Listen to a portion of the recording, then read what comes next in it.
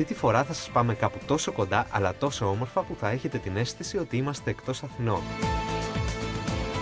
Προορισμός μας στο Κεφαλάρι. Ναι, εκεί λίγο πιο πάνω από την Κηφισιά. Με έναν αέρα λοιπόν παλιάς Αθήνας μας υποδέχεται στην πλατεία η γραφική άμαξα για μια βόλτα στην ιστορία.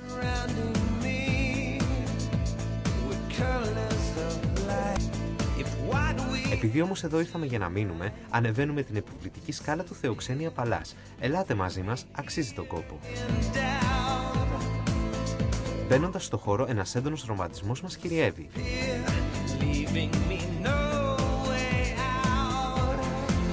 Επειδή ο καιρός όμως έχει δείξει τις άγριες διαθέσεις του, αφήνουμε το όνειρο να απολαύσουμε τον καφέ μας δίπλα στην πισίνα και τη θαυμάζουμε απλά από ψηλά.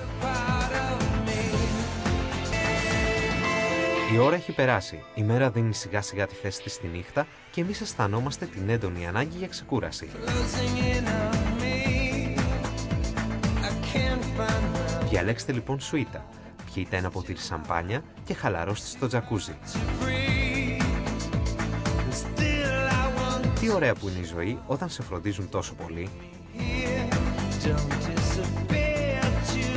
Για το τέλος βγαίνουμε έξω και χαζεύουμε τη θέα.